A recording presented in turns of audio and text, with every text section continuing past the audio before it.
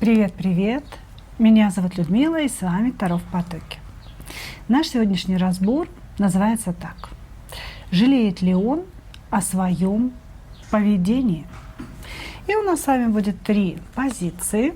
Загадывайте, пожалуйста, провинившихся товарищей. Вот так, наверное, положу. Если не видите карты, загадывайте просто по числовому значению. 1, 2, 3. Значит, о чем же мы с вами поговорим? Для начала сделаем сигнификацию его поведения. Да? То есть вы загадали человека, и наш вопрос гласит, жалеет ли он о своем поведении. Вот мы должны посмотреть ситуацию между вами. Да? Что он там натворил-то? Какое поведение имеется в виду? Вот. Значит, вы можете загадать мужчину, который не особо что-то натворил, да, может, там просто не действует, еще что-то. Это тоже будем читать. Значит, если узнали себя в сигнификации, свою ситуацию, двигаемся дальше. Дальше смотрим, жалеет или не жалеет мужчина ваш. И, конечно же, будем смотреть, как он будет действовать. Да, определим, жалеет, не жалеет, и его действия. 3, 2 убегают у нас в ожидание, а 1 начинают наш разбор. Так, ага. Чего натворил товарищ? Дьявол. Дьявол в этой колоде или привязывает женщину, или мужчину. Здесь он к вам привязан, слушайте. Здесь мужчина к вам очень сильно привязан.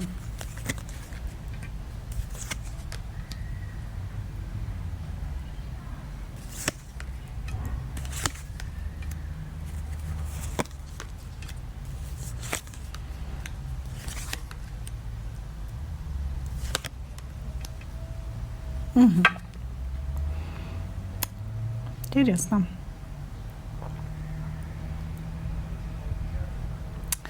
Могут быть 2 варианта по этим картам. Первый вариант. Вы замужем, а мужчина свободен. И он манипулировал вами для того, чтобы вы развелись. Он прилагал огромные усилия, очень какие-то нехорошие методы воздействия на вас, на вашу психику, для того, чтобы довести вас до этого, до состояния развода, да, собственно говоря. Но здесь мужчина мог все это делать из какого-то спортивного интереса, то есть как бы ничего не предлагая. Ты давай-ка разведись, да, как бы я пока в сторонке постою, да, что я тебе могу предложить, я пока не говорю, не обозначаю. Также, то есть вот такое поведение человека могло быть. Далее, значит, здесь могло быть все немножко по-иному. Мужчина, который очень серьезно проявлялся к вам, он действительно от вас зависим, у него есть к вам чувства. Это болезненная привязанность, это болезненная сексуальная зависимость, сексуальное желание в вашу сторону, которое он почему-то не может никак удовлетворить, да, или он скрывает это сексуальное притяжение к вам. Так вот, этот мужчина мог действовать и говорить таким образом, да, как будто бы вы действительно для него единственная императрица, и он очень хочет на вас жениться. То есть здесь, возможно, были серьезные какие-то отношения, которые или уже подошли к состоянию брака, да, или мужчина много говорил о том, что он на вас женится, но самого предложения так и не поступило, а если оно поступило, то свадьбы не случилось. Понимаете, то есть тут могла быть действительно какая-то трагедия. Ситуация между вами достаточно серьезная. Со стороны мужчины колоссальные манипуляции, деструктивные манипуляции, да, некрасивые, использование какой-то информации или каких-то, знаете, ваших, когда-то вы ему пожаловались, когда-то что-то себе рассказали, да, каких-то ваших тайн против вас.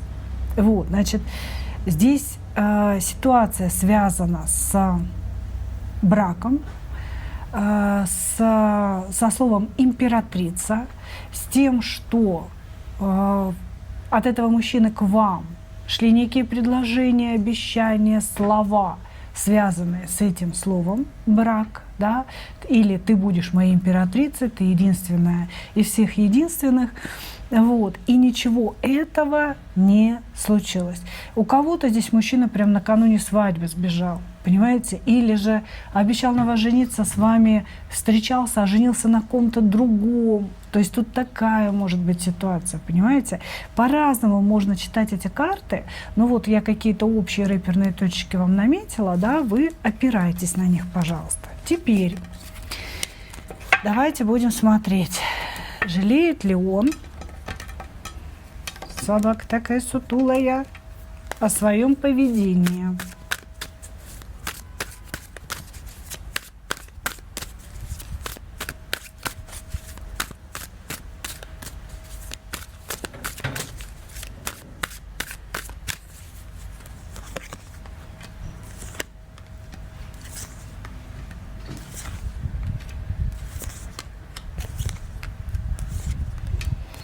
Вы знаете, он не жалеет о своем поведении. Он говорит о том, что он сделал правильный выбор.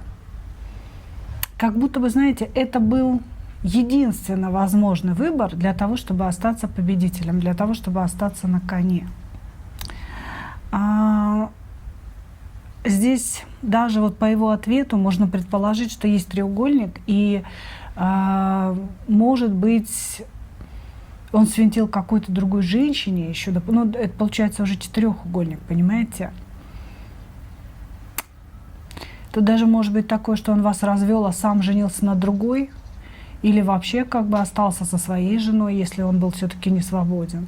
Короче говоря, нет, никакого сожаления у мужчины здесь нет, потому что он считает, что это был единственно правильный выбор.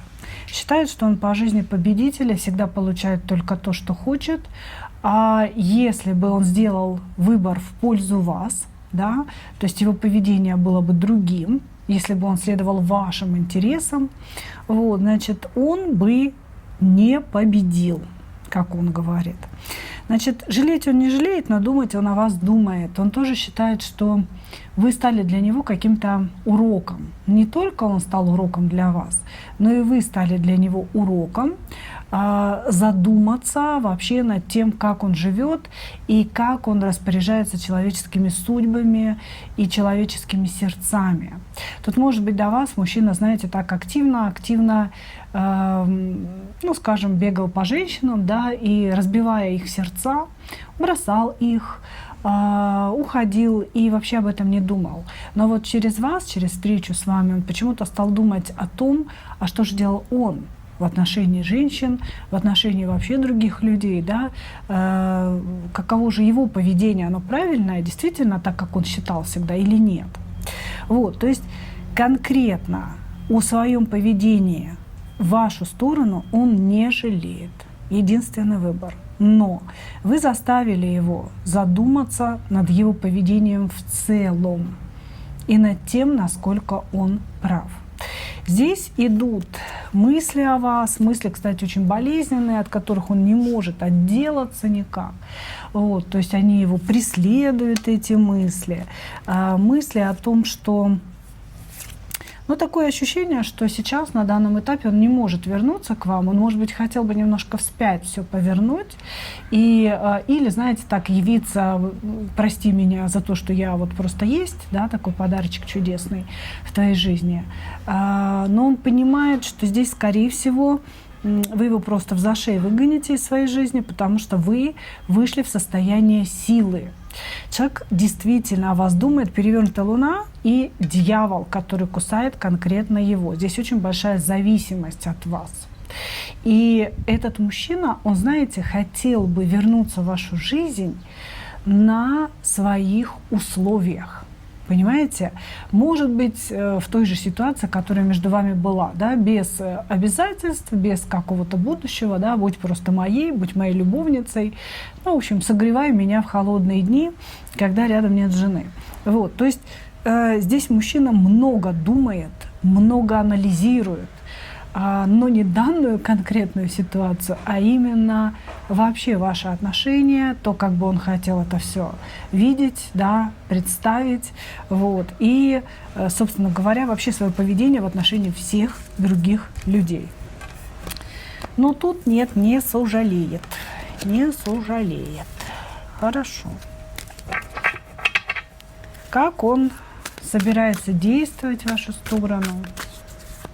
Собирается ли?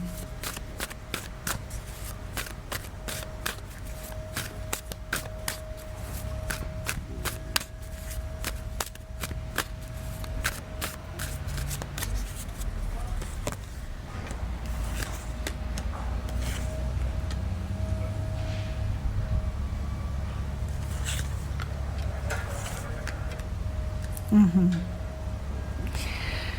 Так, дьявол ему не даст пересидеть, если честно. Здесь на данном этапе, то есть в ближайшее время человек действовать не будет. В ближайшее именно время. Он занял какую-то такую, знаете, интересную позицию, как будто у него и без вас все хорошо, да, и в принципе не особо что-то нужно. Но пройдет время, вы знаете, сколько времени? Здесь не определяется срок, время, что вы успокоитесь. Может быть, большой срок. Да? То есть вы успокоитесь, вы переключитесь на что-то, вы найдете себя, вы будете двигаться куда-то в своей собственной жизни. И тут, откуда ни возьмись, как говорится, прям из кустов выпрыгнет наш товарищ Колесничий. Ну, то есть он будет действовать как Колесничий. Очень быстро, напористо, пробивая все преграды, будет нестись к вам. Вот. Но еще не сейчас. Если вы еще не подуспокоились, это значит, нужно подождать. Значит, и вот когда он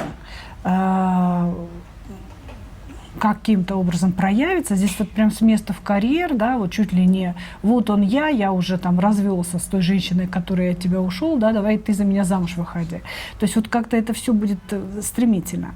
Но при этом он скажет, что вы виноваты в этой ситуации, что он в этой ситуации, вернее как, знаете, что виноваты все, кроме него. Да, виноваты вы, виновата та третья женщина или виноваты те какие-то люди, которые ему не разрешили быть с вами, но только не он. Он жертва.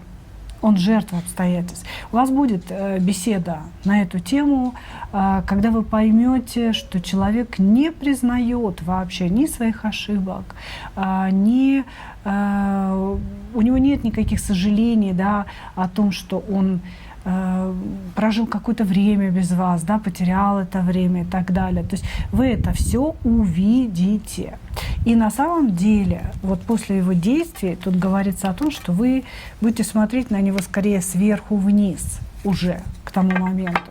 И пообщаетесь с ним просто как будто бы подадите ему милостыню.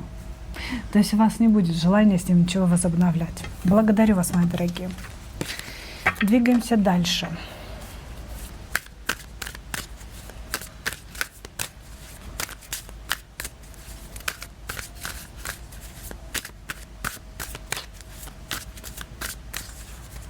Двоечки. Каково поведение товарища? Чему-то вас научил своим поведением.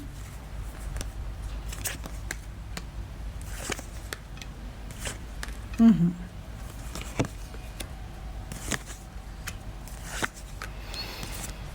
Угу. Значит, здесь ситуация следующая.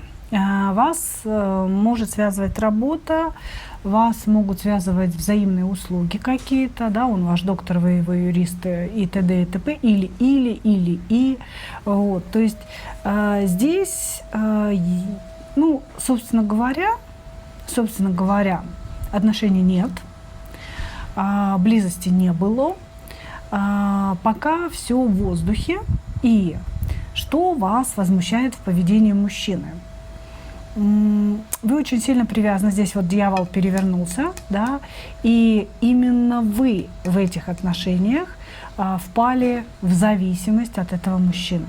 То есть здесь не обоюдное произошло такое, знаете, цепляние этого канала, а именно с вашей стороны. Вы очень много о нем думаете, вы очень много вообще сидите в своих фантазиях в сторону этого мужчины, додумываете, да, какие-то его поступки. И ситуация здесь произошла следующая. Вы сделали какой-то шаг в его сторону, возможно, сказали ему, да, о том, ну что дальше-то, да, ты мне тут мигаешь, кофе меня поешь, делаешь какие-то подарки, какие-то комплименты, сюрпризы и так далее, да, что дальше, когда мы будем переходить на следующий уровень? Это я в общем обрисовываю ситуацию. Вот. А мужчина вас осек. И он сказал вам о том, что ты что, дорогая моя, думаешь, да, что ты себе там напридумывала, собственно говоря. Ничего я не хотел, я тебя не люблю и вообще там ничего не собирался. С моей стороны была какая-то простая вежливость, да, скажем так. А ты ее восприняла неправильно. То есть мужчина, так или иначе, может быть, вот прям в такой форме, как я сказала, может быть, приближенная, да, форма к этому, он вас осек в момент, когда вы хотели прояснить его отношение к вам. Вы его тоже могли пытаться прояснить как-то по-другому, да? Но смысл такой, что вам казалось, что человек вам очень неровно дышит, что это созависимость, да, не ваша зависимость, а созависимость, что вы зависимы друг от друга. Вот. И вы захотели вывести это на новый уровень, а мужчина вас очень сильно осек. Так осек, что вы вот прям очень сильно расстроились, подумали: Господи, да что же я дура такая, да, полезла к нему, как это все некрасиво, как это все неприятно, вот, и так далее. Хорошо. Что ж там за звук такой неприятный гудит? Что там можно делать?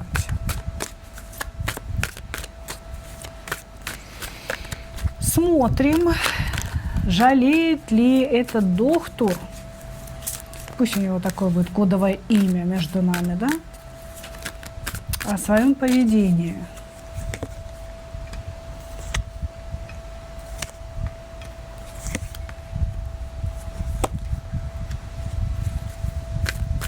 Он, кстати, мог вас вообще заблокировать после этого разговора.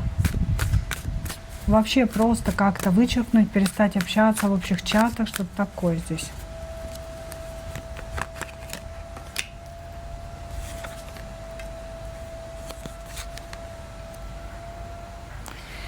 Жалеет ли он?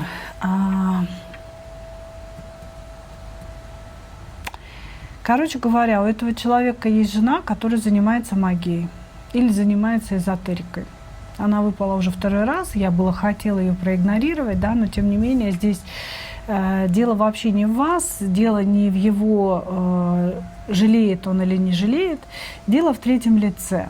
Дело в том, что есть женщина, которую он ужасно боится.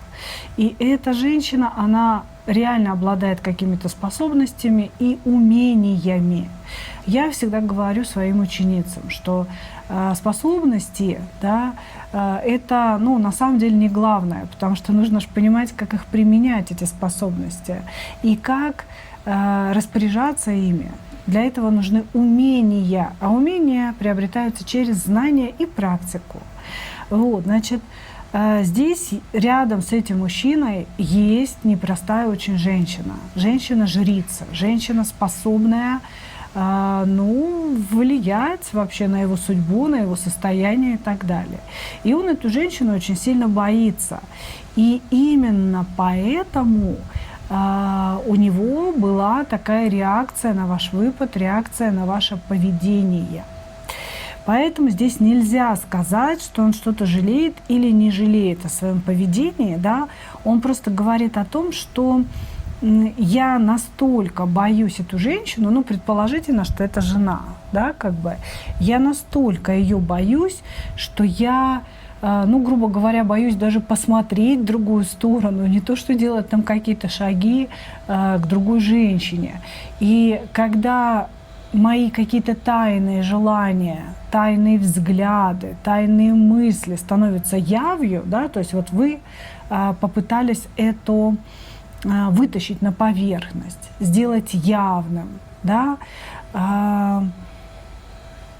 я сразу схлопываюсь, я сразу убегаю в свою ракушку, да, для того, чтобы ну, ничего не началось, скажем так, да, и вот эта моя, предположительно, жена ничего не узнала и со мной, бедненьким, ничего не сделала. Вот так. Вот, значит, здесь колоссальный страх перед женщиной, перед женой, ну, по десятке пентаклей, да, женщина в семье, перед женщиной, перед женой, и такое, знаете, видимое правильное поведение. То есть, когда можно легонечко вас потрогать за пальчики руки, да, ну это же тайна, это же не видно, это вроде как можно сделать, да, с его точки зрения. Когда можно сделать вам комплимент о том, что вы там прекрасно, в прекрасной спортивной форме, или роскошно выглядите, или вообще вы в его вкусе, да, я всегда любил таких женщин, как ты, да, то есть когда это можно сделать без каких-либо последствий, да, что вы там посмеялись, пококетничали и разошлись, это все можно с его точки зрения. А вот когда женщина требует определенности и говорит, а дальше-то что, дружок, да, он сразу бежит в кусты, потому что ему надо сохранить какое-то лицо, ему нужно сохранить правильность свою, и ни в коем случае, чтобы не узнала его жена. Может, они даже вместе работают, понимаете? Именно поэтому он так и поступил. Вот, то есть здесь тоже ответ такой, что нельзя сказать, жалею я или не жалею, да, я объясняю, почему я так поступил. Что я могу, да, в твою сторону только флиртовать. Мы можем только играть какие-то такие псевдоэротические игры или игры симпатии. Но вступать во что-то серьезное, идти в треугольники я не намерен, потому что меня держат за жабры не только мои эмоции, а тут скорее даже не эмоции, а какие-то обязательства перед женой. Да, тут может быть еще, вы знаете, жена, которая сформировала его как профессионала, дала ему деньги, дала ему бизнес, да, может быть, через ее родителей он куда-то вошел. И он просто до жути и до дрожи в коленках боится это все потерять. Здесь нет смысла действовать в его сторону, да, вот как-то пытаться определенность эту получить, потому что он будет в отказку идти страшно. Но давайте мы посмотрим, будет ли он сам вообще как-то проявляться опять в вашу сторону и действовать.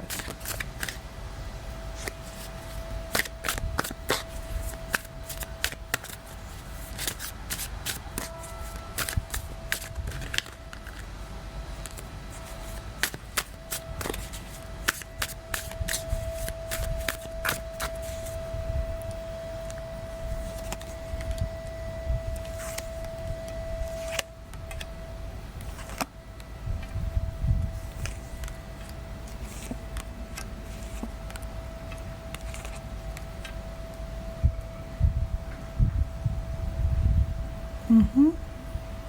Так, первое. Вы действительно мужчине очень сильно нравитесь.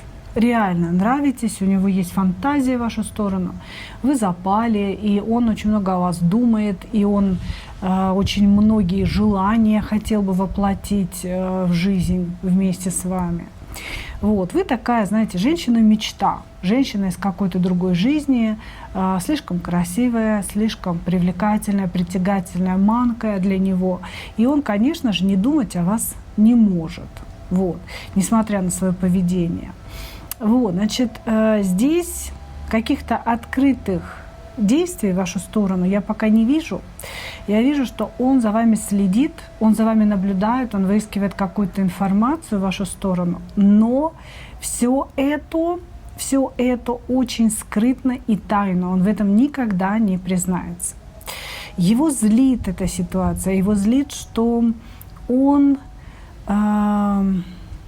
как вам сказать, не может проявиться открыто, потому что притяжение существует очень сильное. Его злит его личная ситуация. Он сам себя бесит, короче говоря. Вот так. Вот, значит, и еще он говорит о том, что если он по-настоящему к вам проявится, вы никогда не согласитесь быть на вторых ролях, вы никогда не согласитесь быть тайной женщиной, да, тайным человеком. И то, что он вам по-настоящему смог бы предложить, вы это для себя не примете никогда. Понимаете? То есть как бы здесь мужчина как будто бы, знаете, пытается оправдаться в своем бездействии. Он говорит: я думаю о ней, я очень много мечтаю о ней, я очень много фантазирую эротически о ней, да, но действовать я в ее сторону не буду. Но, во всяком случае, в ближайшее время я никаких действий здесь не вижу. Здесь мечты, какая-то такая поверхностная влюбленность в некий образ, фантазирование. Ему с вами и так хорошо, слушайте, знаете, вот в своих фантазиях. Жена лежит рядышком, да, как бы дела все сделаны, можно углубиться в какие-то фантазии, там, читая книгу или просто прям перед сном, да, и этого ему достаточно. Поэтому каких-либо конкретных действий, связанных с вами, я здесь не вижу. Благодарю вас, мои дорогие. Двигаемся дальше.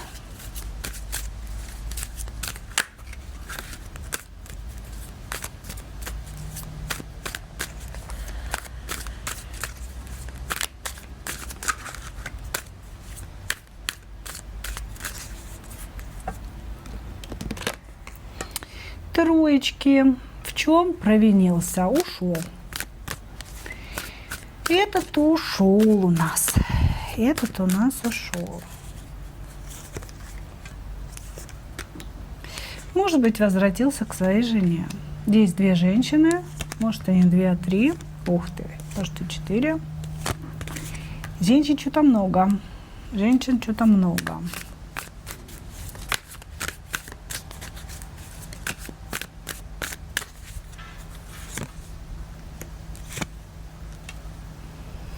Так, ну смотрите, здесь мужчина на расхват у нас, да, то есть мужчина, у которого есть, скорее всего, жена, это раз. Второе, целых 3 любовницы, любимых, знакомых, ну, таких женщин, которым он неровно дышит. Вот. И его поведение относительно вас – это уход. Вы в равной степени можете быть женой, да, то есть он ушел от вас к любовнице, или вы можете быть одной из любовниц, или одной из любимых, которые не стали еще любовницами, да. Значит, вы одна из этих 4 женщин, да, 4 женщин, и в чем его поведение – это уход.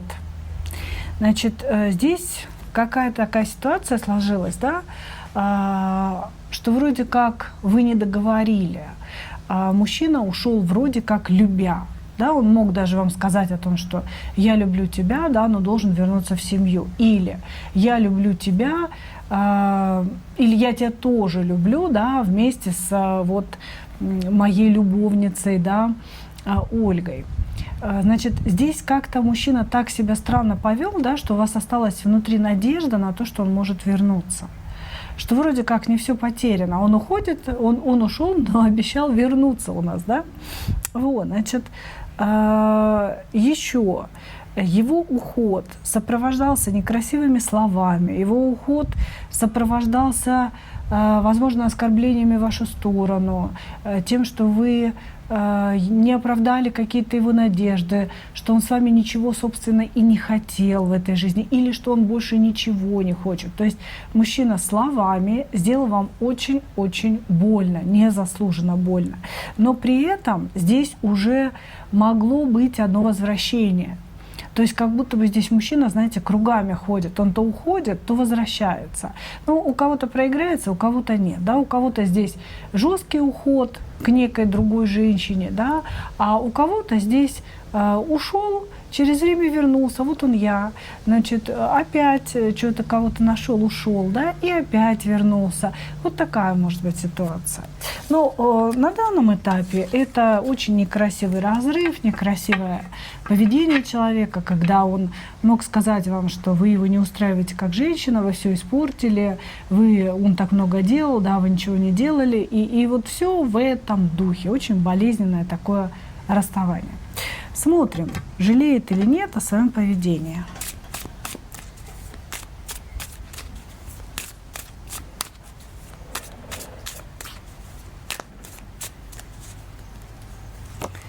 Жалеет или нет о своем поведении. Она же моя мамочка, она меня простит. Вот так. Ой. Ничего он не жалеет, короче. Наглый, самоуверенный мужчина. Он как бы, знаете, ну так, ему неловко. Ну, я так могу определить эту эмоцию. Значит, здесь человеку неловко за то, что он так поступил. Скорее, здесь неловко за свои слова, за то, что они как-то, знаете, вылетели, и их теперь не воротишь, эти слова.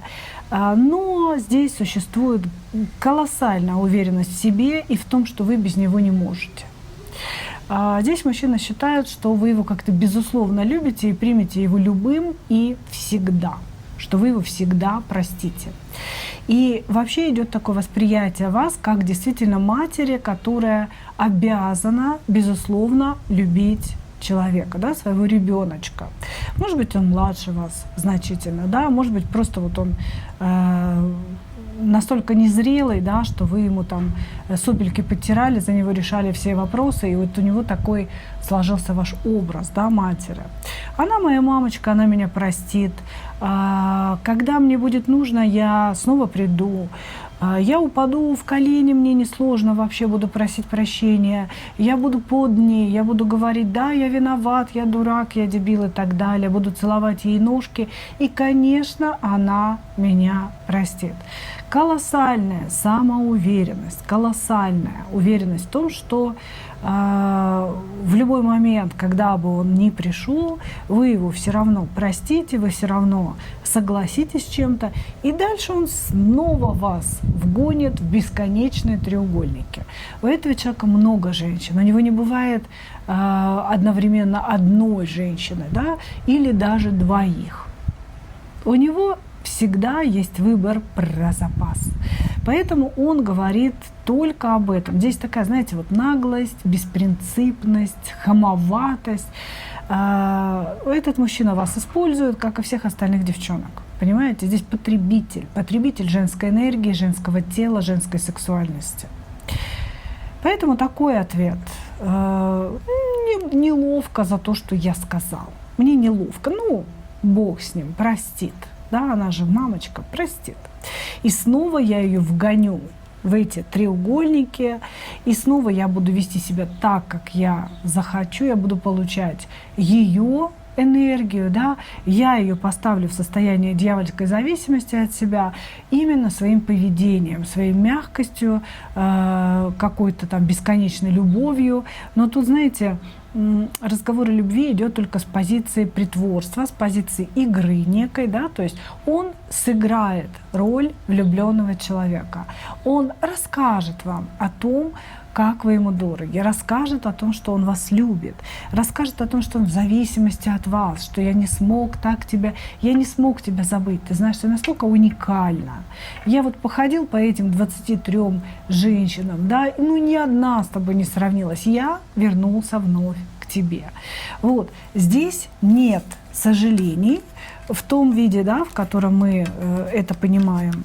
Значит, но здесь есть беспринципная уверенность в том, что вы его всегда примете. Будет ли он действовать в ближайшее время?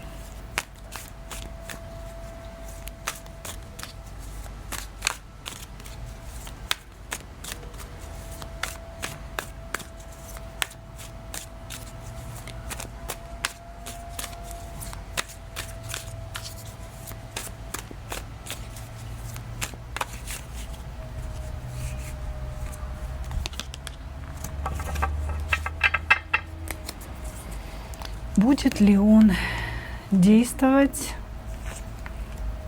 в ближайшее время?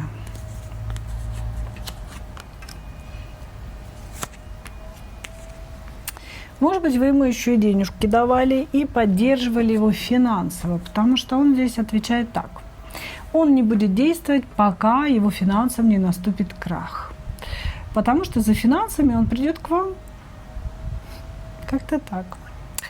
Значит, что тут долго говорить? Здесь вот прям такое хамло, если честно, пришло уничижительное. Ничего, ни о чем он не жалеет, пока вы ему не нужны, действовать он не будет. В ближайшее время у него все норм и с женщинами, и с деньгами. Вот, значит, но у него очень часто деньги заканчиваются, у него очень часто случаются какие-то, знаете, некрасивые события в жизни. Ну, потому что он подставлял, я думаю, он многих подставляет, он как бы человек, которому нет никакого доверия. Вот, и он говорит, что когда денег не станет по 5 пентаклей, я вернусь и под эгидой перевернутого иерофанта, то есть создам у нее видимость ее важности, создам у нее видимость ее уникальности и необходимости в моей жизни. Я получу то, что я хочу. Понимаете? Здесь товарищ певец на укулелях. Это все вранье. Этот человек альфонс, этот человек мошенник, этот человек, который живет только для себя. Это такой жутчайший эгоист, да, направленный только на себя. Поэтому, девочки, не верьте вы, когда он вернется, потому что сейчас ему вообще, ну, как бы пофигу, да, как бы он живет другой жизнью. Он вас оставляет на потом. Он вас оставляет на потом. На момент, когда именно не будет денег, он говорит, да, тогда я буду действовать очень ярко, очень быстро, стремительно по 8 жезлов, я буду ее завоевывать, и я уверен, я ее завоюю, говорит он нам. Ну, я думаю, девчонки, здесь не стоит, в принципе, да, там даже совет вам какой-то брать. Я думаю, вы все умные люди, да, и, соответственно, взрослые люди, зрелые люди. Соответственно, вы понимаете, что надо его гнать за шеей и прекращать вот эти вот круговые взаимодействия с этим человеком. Потому что человек очень низкий, если честно. Отношение к вам низкое. Ну что? Такой вот получился у нас разбор. Благодарю вас, мои дорогие, за ваше внимание. И, как обычно, хочу пожелать вам только одного. Встретить свою настоящую любовь и не потерять в ней себя. Ну а мы увидимся с вами в следующих видео. Пока-пока.